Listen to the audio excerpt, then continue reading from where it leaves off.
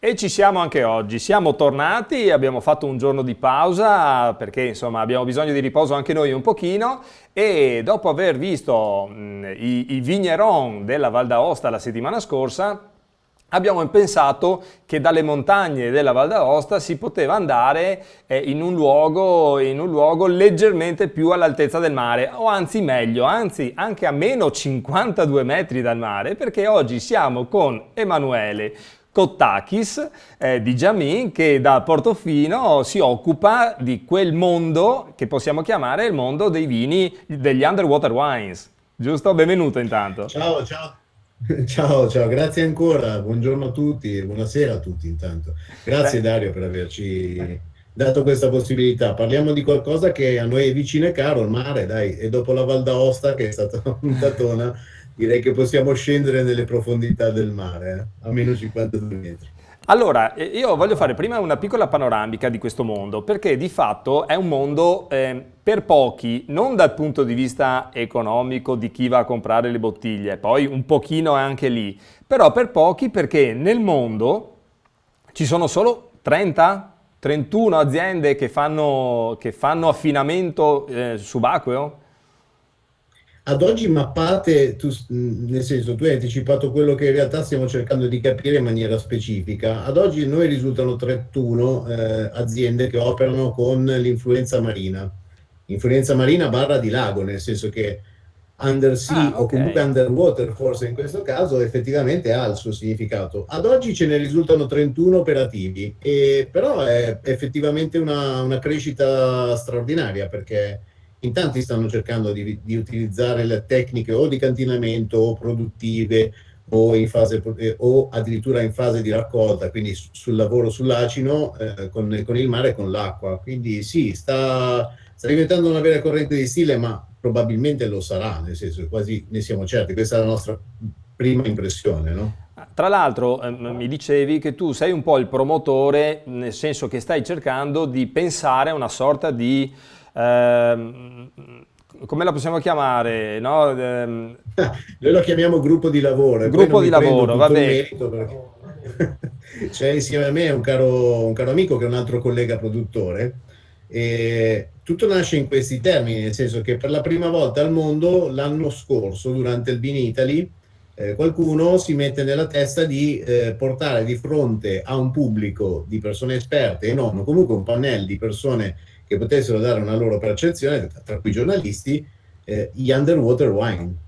E quindi accade che ci incontriamo un po' tutti, e si parlava dei produttori italiani, e in quell'occasione ci si scambiano delle informazioni, cioè il know-how, tutto quello che ognuno di noi ha sbagliato, dal quale impara, però deve ovviamente pagare le conseguenze, probabilmente in attività sinergica viene risolto. Quindi sì, io e Gianluca, che è tenuto del Paguro, in questo momento siamo un po' i più attivi, cioè diciamo quelli un po' più scalpitanti. Ci preme chiudere il cerchio e avere una sorta di manuale o comunque una sorta di documento che definisca che cosa vuol dire fare utilizzo del prodotto vinicolo in mare, in modo tale che anch'io che sono degustatore e non l'ho provato possa capire già qualcosa prima di predispormi a questo tipo di mondo, no? Ok, parliamo brevemente di storia. C'è sempre un pioniere in questa cosa e questa volta il pioniere non è in Italia. Non è in Italia, ma mi parlavi che il pioniere è spagnolo. Ho un pazzo furioso che è Perez, Raul Perez, Mi ricorda che è qualcosa veramente un questo pazzo pazzo furioso. furioso. Sì, volevo cambiare la maglietta stasera, Dario, ma non potevo. È un pazzo furioso che nel 2003 inizia in Spagna a utilizzare un cantinamento subacqueo, ma fatto sulle botti, a Ah, 150 metri dall'oceano, nella baia vicina, con dell'albarigno. Queste bottiglie si chiamavano Sketch, 2003.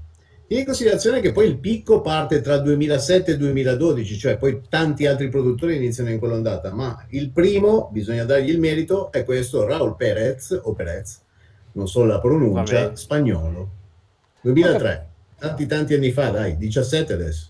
Quindi in questo momento so che c'è qualcosa in Croazia, c'è qualcosa in Italia. Puoi darmi un po' una mappa di quelle che Ti tu direi che conosci, per ovviamente. importanza oggi vince, nonostante lo spagnolo sia stato, tra virgolette, la corrente prima, oggi vince Francia, a seguito Italia e subito dopo Croazia. Ma siamo più o meno, E cioè, solo, che numeri abbiamo nel mondo? guarda, te li Solo leggo perché Europa? siccome no, tecnicamente ci sono anche realtà fuori dall'Europa, Eh, ovviamente abbiamo qualche pazzo che sta lavorando in Sudafrica sì. che a seconda di una normativa degli Stati Uniti ha trovato una soluzione, cioè cosa dice questo produttore?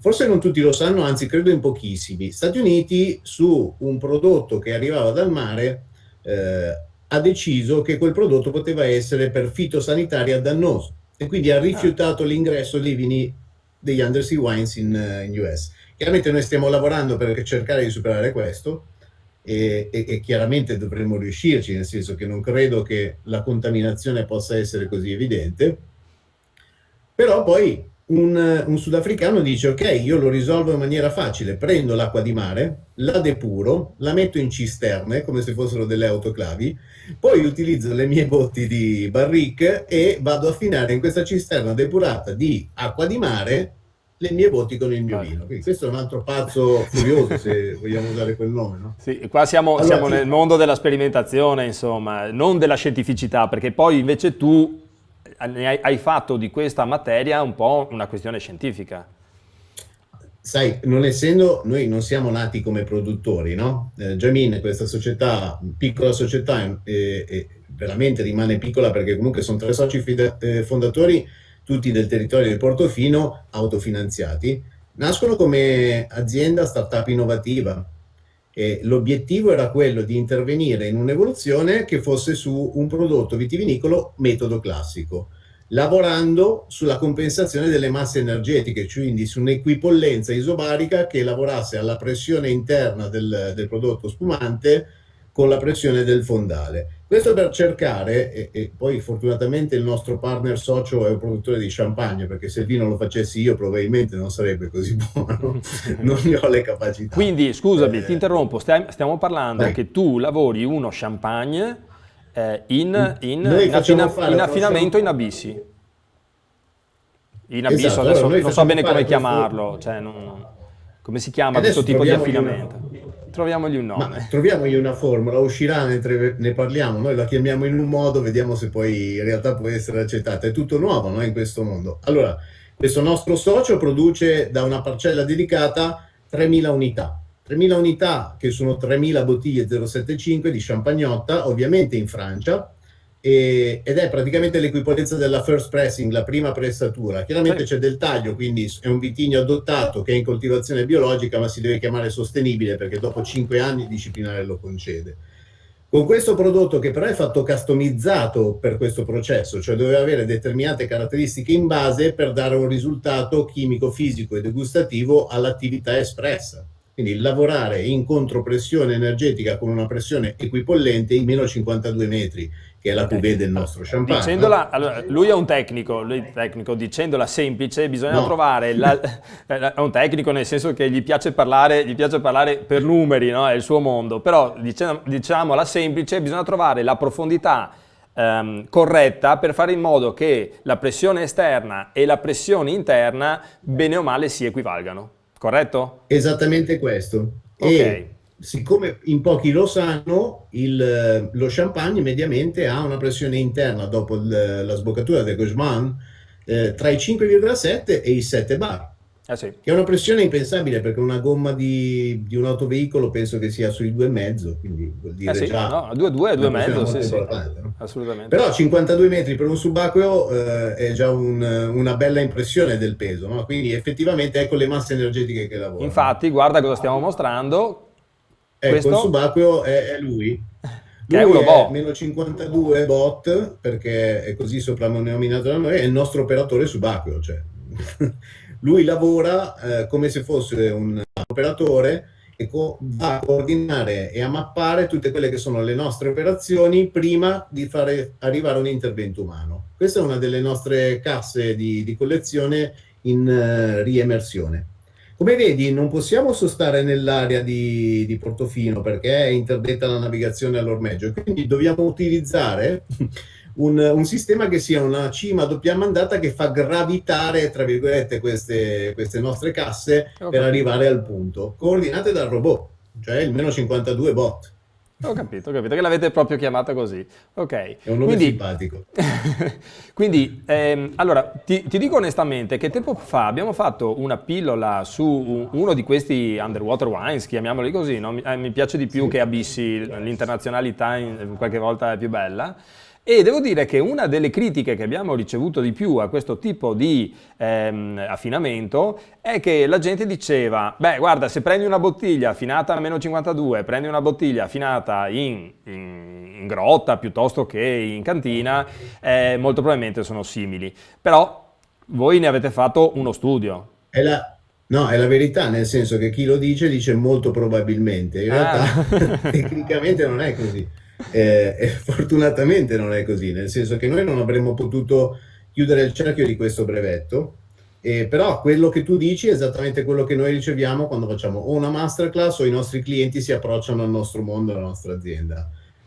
È vero che è difficile comprendere qual è il movimento, bisogna averlo degustato e bisogna avere un termine di paragone. Sì, noi l'abbiamo fatto e abbiamo portato una comparativa a Merano Wine Fest nel 2019. Ah, quindi Abbiamo fresco messo... fresco. Eh sì, sì, perché tu sai tutta questa storia, nel senso, Giamin è un'azienda scientifica che prende dati, raccoglie dati, lancia una startup di 6 anni e poi si presenta al 7° anno dicendo questo è il nostro risultato, cioè quando torna tutto, ok, ce l'abbiamo fatta. La collezione, ti racconto un aneddoto così facciamo ridere, la collezione delle prime 3.000 unità che erano elemento di test, in realtà per noi era il test. È il mercato che poi subito dopo, avendo trovato riscontro in quello che era il nostro obiettivo e il bicchiere rispondendo a una qualità piacevolissima, ha dettato che noi diventassimo distributori di noi stessi. E siccome non eravamo capaci, ci siamo fortunatamente appoggiati a eh, piccole pietre miliari della sommellerie che ci fanno, tra virgolette, da hub. Bisogna raccontare un prodotto del genere per capire cosa c'è nel bicchiere. Però per tornare a questo, Milano Wine Fest 2019, Masterclass in Charity, ed era la prima volta che presentavamo un prodotto comparativo. Quindi mettevamo alla possibilità alla persona di provare i due prodotti.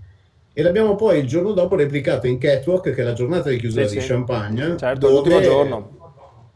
esattamente nell'ultimo giorno ci hanno eletto l'highlight degli Champagne del 2019. Insomma, diciamo che se non ci fosse fondamento in questo, non avremmo potuto ricevere questo tipo di riscontro. Tra Non siamo l'altro, nessuno, tra no? l'altro fuori onda mi raccontavi che nella stessa cassa possiamo avere bottiglie posizionate in maniera diversa che hanno comunque sentori differenti.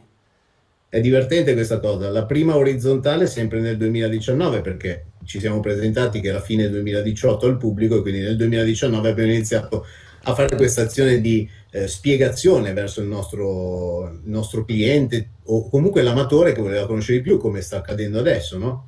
E a Venezia, durante il Festival del Cinema, abbiamo fatto un orizzontale, cioè la stessa nostra gabbia, che è una delle collezioni, quindi le gabbie dettano l'evoluzione delle collezioni. Intanto E mando il video vostro. qua siamo in un terreno piuttosto importante e noto, siamo in Champagne e chiaramente questa è la partenza di tutto questo. E questo è il nostro terroir, Sì, no? sì, sì, Se non si in parla più di Champagne in generale terroir. c'è questo terroir, questo è il nostro terroir, cioè utilizziamo come sfondo comune questo. Guarda come ero magro, è passata una foto mia di 20 kg fa. Vabbè, dai, Ero ti molto più dimostro carino. oggi, ti dimostro oggi.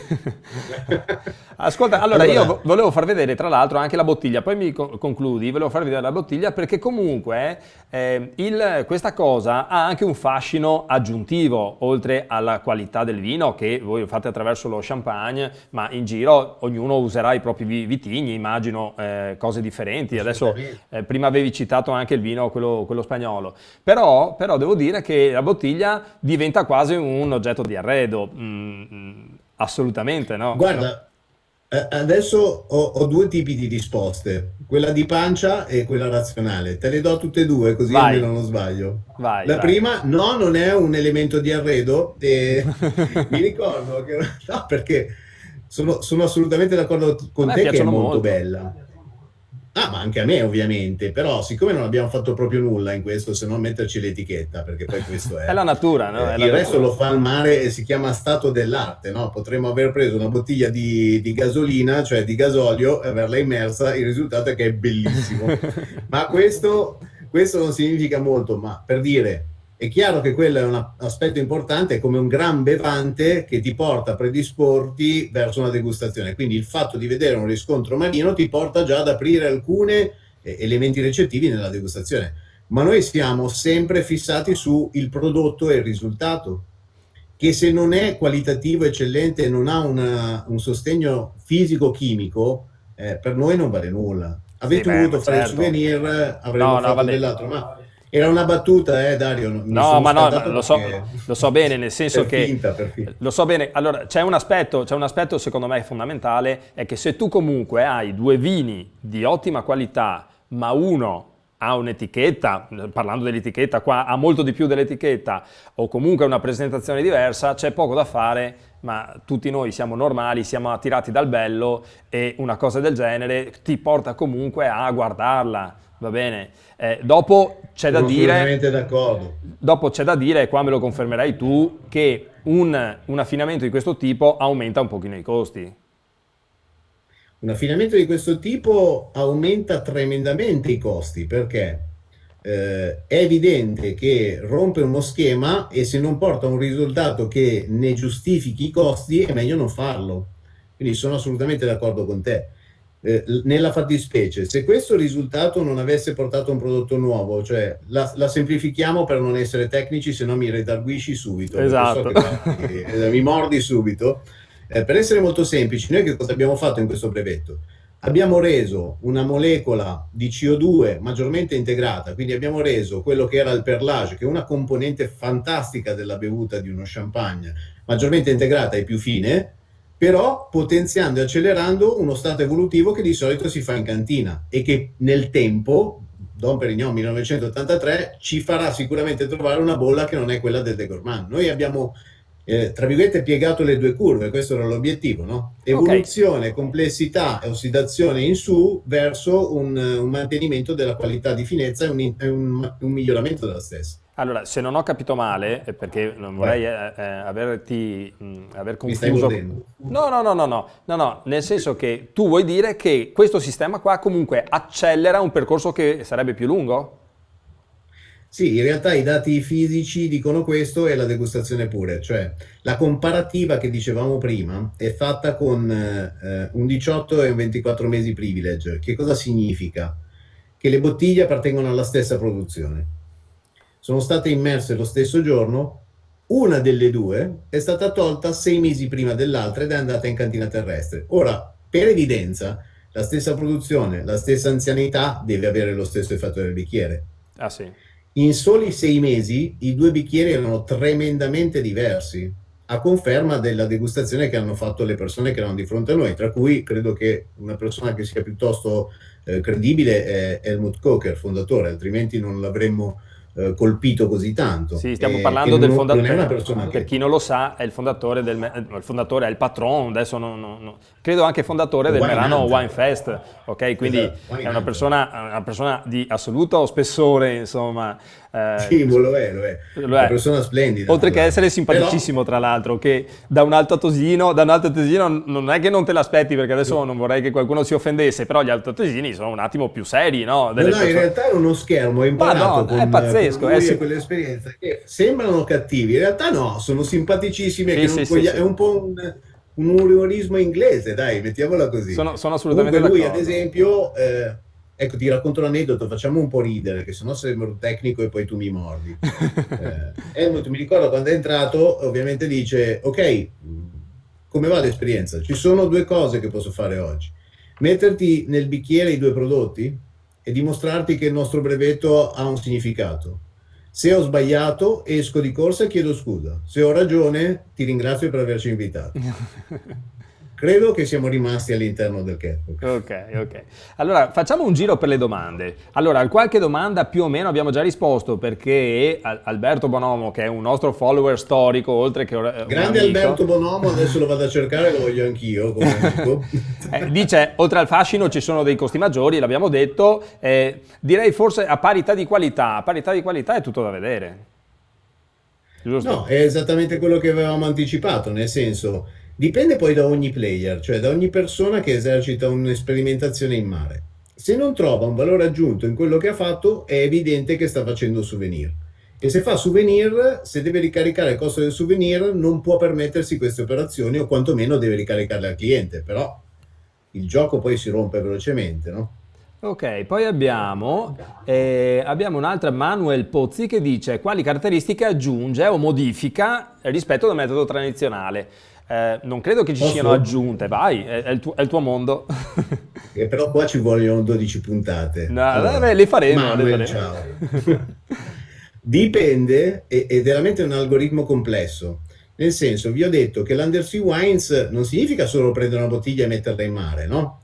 Abbiamo citato prima Perez, che è stato il fondatore. Poi vi ho raccontato di questa azienda sudafricana che purifica l'acqua di mare, prende le barrique e immerge, tra virgolette, il suo vino in queste cisterne con l'acqua depurata. Al di là della scientificità o meno, sicuramente c'è una ratio, parliamo in maniera molto semplice. Qualcuno prende le uve, all'Isola d'Elba il nostro caro amico Antonio Arrighi prende le uve di Ansonica, le Mhm. immerge per qualche giorno in mare per agire con, voglio dire, il contributo di Attilio Scienza, che il professor Attilio Scienza non è proprio la persona meno informata in ambito No, no, enologico. esatto.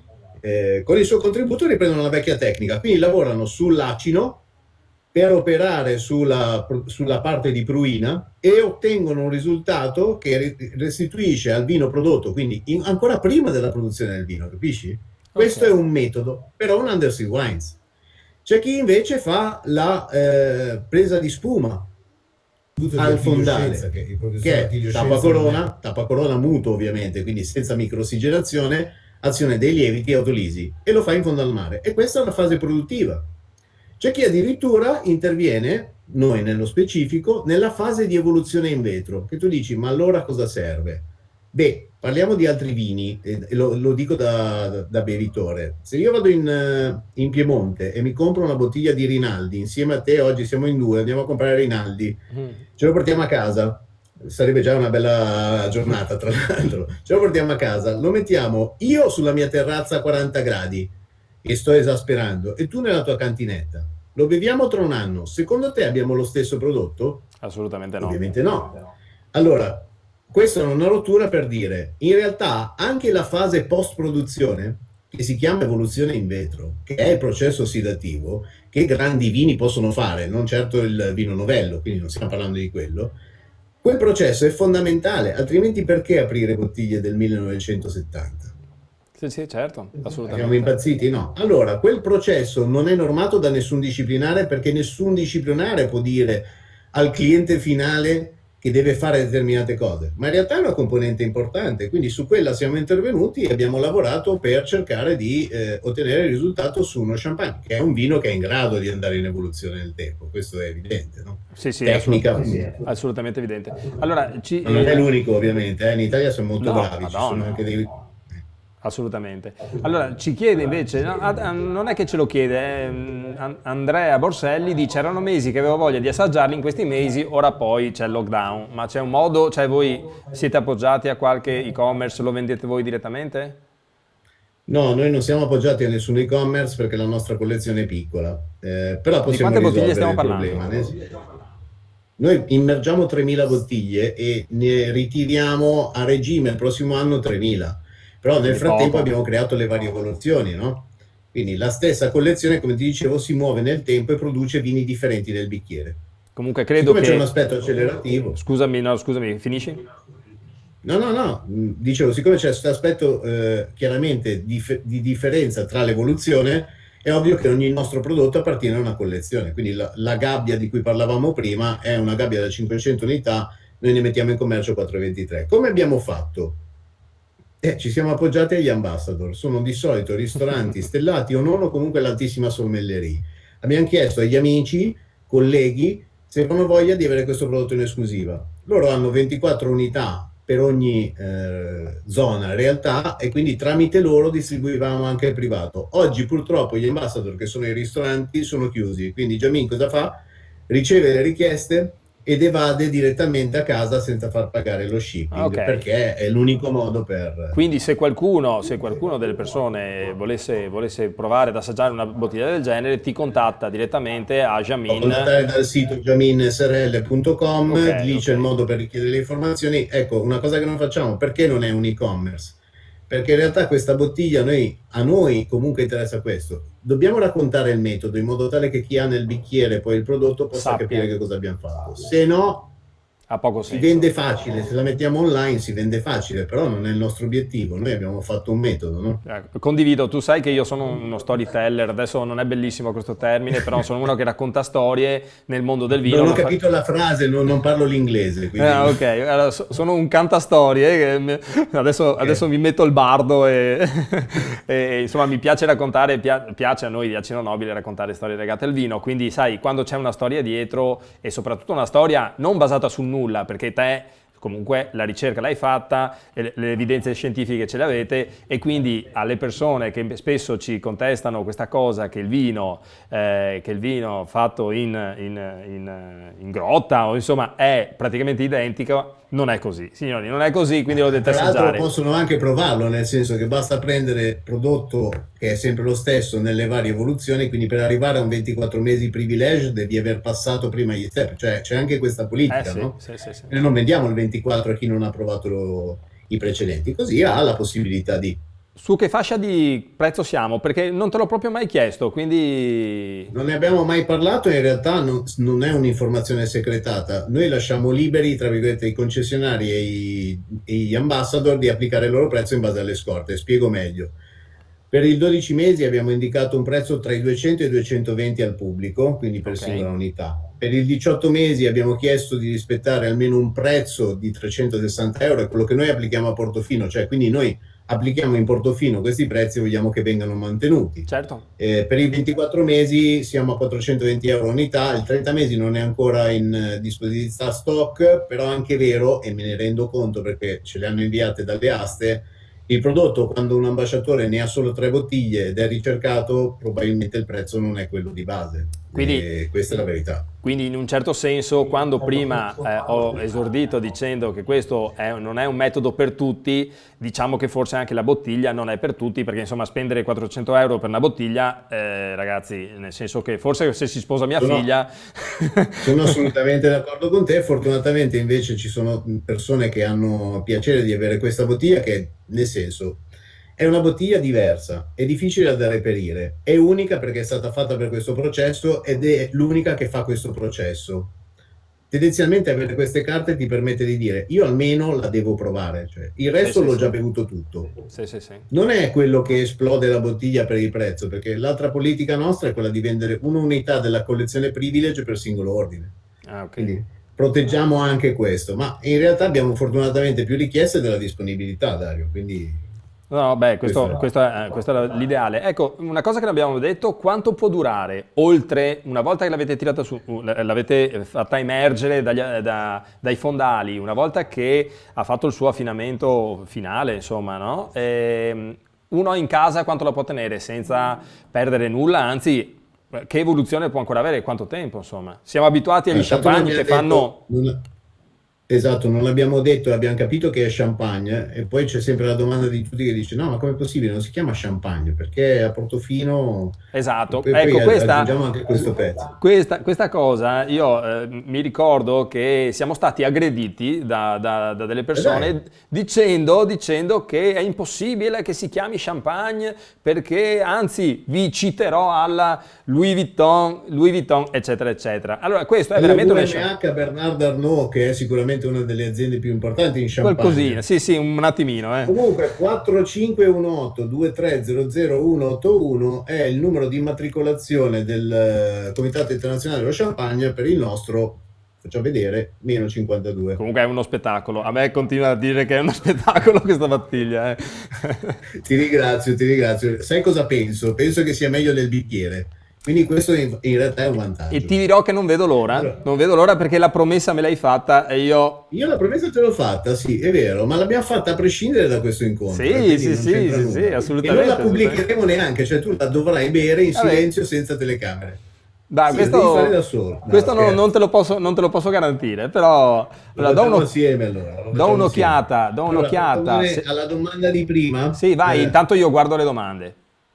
vai, vai, vai. Guarda se c'è qualche, se a qualcuno non abbiamo risposto, se c'è qualche domanda importante. Chiaro è che non diciamo champagne se non possiamo farlo perché sarebbe veramente molto grave. E in Champagne non sono così tanto gentili, no? No. Sono abbastanza rigidi. Tieni in considerazione che per avere questa autorizzazione noi eravamo vero sì fuori dal disciplinare e quindi, tra virgolette, non stavamo rompendo nulla perché si parla di stato evolutivo, ma ciò nonostante Francia non ha voluto sapere nulla, se non mandateci i dati del brevetto, cioè volevano comprendere, ma voi siete un'azienda seria o prendete le bottiglie e le sporcate? Quindi quando Sì, gli sì, abbiamo sì. mandato questo bel malloppone che era il brevetto depositato in Comunità Europea per il processo, dopo 1 anno e 7 mesi, quindi molto velocemente ci hanno dato il numero di matricolazione.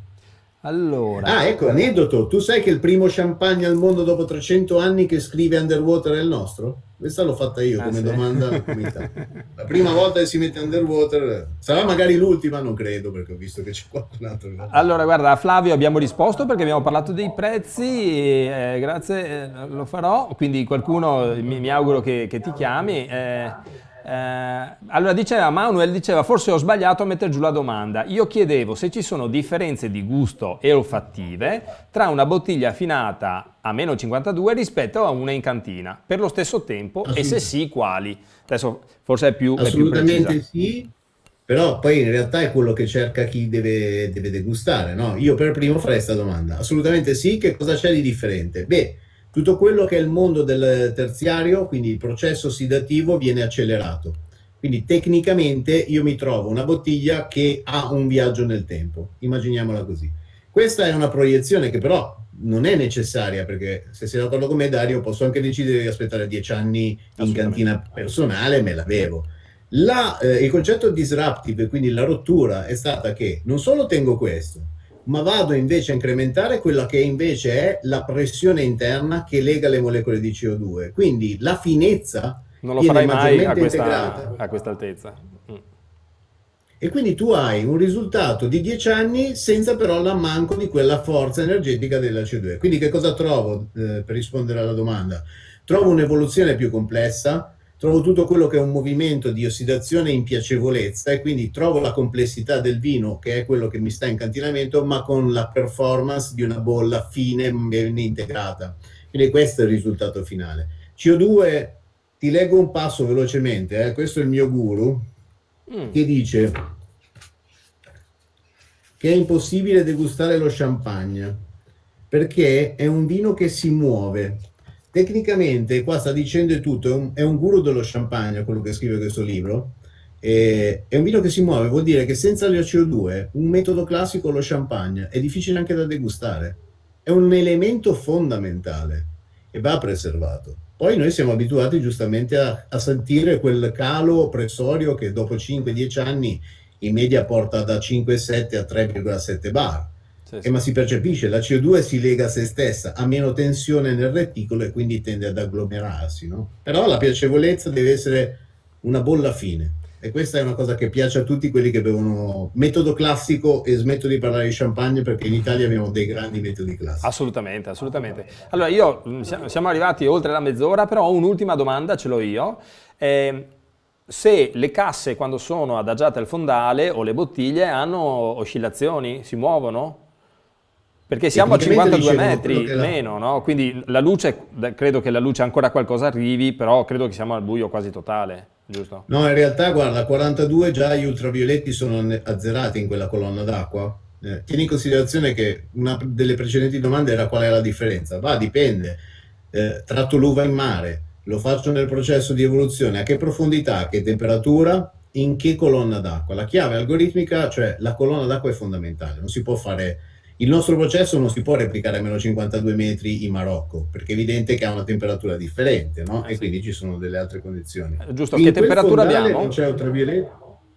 Abbiamo dai 13 ai 14 gradi, che significa costante, ma questo 365 giorni l'anno. È un'altra chiave algoritmica. Ci sono tanti elementi, ti ripeto, ci vorrebbero 10 puntate per sviscerare. E io mi diverto, magari gli altri un po' meno, quindi diamogli solo un riassunto, poi chi vuole Sì, approfondire lo sì, sì, sì. approfondisce se vai diversamente. Assolutamente, La assolutamente. sintesi è che c'è una frequenza armonica, che è un movimento costante in fondo al mare.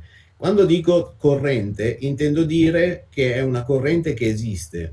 e che non è relativa al fatto che si sposti il subacqueo, che quella è intensità, cioè una frequenza, un'onda di 400 Hz è una frequenza percepita se ha una bassa intensità in maniera minore, ma se ha una grande intensità è un'onda d'urto. Quindi qua fortunatamente a bassa intensità un 437 Hz che culla, tra virgolette, e muove la massa interna delle bottiglie. Chiaramente su diversi fronti agisce diversamente in energia.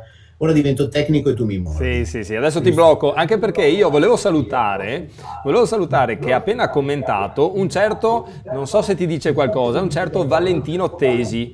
Semplicemente, Deve essere uno molto, deve essere uno molto bravo. ma Deve è essere uno uno molto molto bravo. No, bravo. Valentino. Valentino, intanto dico per Valentino. tutti, scusami, è stato nel 2019 campione, è stato miglior, no campione, non c'entra, è stato premiato come miglior sommelier del 2019 e Valentino abbiamo fatto pochi giorni fa l'intervista con lui e lui qua mi scrive: buonasera, sono il primo underwater sommelier, quindi È abbiamo vero. creato. Ti stavo dicendo proprio questo, cioè Valentino è stato il primo che ha condotto la degustazione, la prima degustazione mondiale, non la prima degustazione italiana. La prima degustazione mondiale a tema vini dal mare l'ha condotta Valentino Tesi. Quindi Valentino, ci dobbiamo risentire. Assolutamente sì, è un grande. Tra l'altro vorrei dirti che non solo ha vinto Italia, ha fatto un poker dassi perché si è fatto Toscana che anticlassico Italia Sì, sì, sì, nello stesso periodo, sì, sì, capisci? sì, assolutamente. Gioca facile, poi di champagne non capisce proprio nulla. No. Persona in gamba, davvero. Ciao Ascolta, Vale. io ho l'ultima veramente domanda che quasi quasi rispondo io, nel senso che c'è Giorgio Mirabile, che è una cantina, che dice Ciao Giorgio. che tipo di sicurezza adottate per evitare furti e danneggiamenti alle bottiglie. Allora, credo che furti a meno 52 o sei, non so, la Edoardo. Marina Militare Americana o credo che sia un po' complesso. Tu mi dicevi che fate fatica a volte a trovare le bottiglie, no? Sì, quasi è una sorta di costante. Noi ogni volta che andiamo lanciamo quel robottino, cioè il meno 52 bot che hai visto prima, Lo rimando, e così. abbiamo il punto nave, no? Cioè lui è programmato per andare nel punto nave. Ciò nonostante non lo trova mai, ma non perché sia sbagliato il robot, perché non si vede nulla a quella profondità. Quindi se hai il punto nave e non vedi nulla è già difficile. L'ultima volta l'abbiamo trovata perché dopo, mi sembra, 6 ore ha picchiato contro una cassa, quindi l'abbiamo visto tornare indietro 6 ore. esplorando il fondato. Sì, noi stiamo 3 giorni in mare a fare questa operazione. È divertente nel senso che poi diventa anche ludica, però è impegnativa. Quindi, come facciamo a essere sicuri? Bah, fortunatamente nella mia precedente vita ho avuto qualche rapporto e relazione e abbiamo avuto una quotazione di una compagnia che ci ha assicurato. La certezza non c'è mai, 52 metri sono difficili, io tra prendere le bottiglie di vino e andare a rompere una vetrina di Cartier, magari vado a rompere la vetrina di Cartier che faccio meno fatica, non rischio la vita e porto a casa un risultato migliore.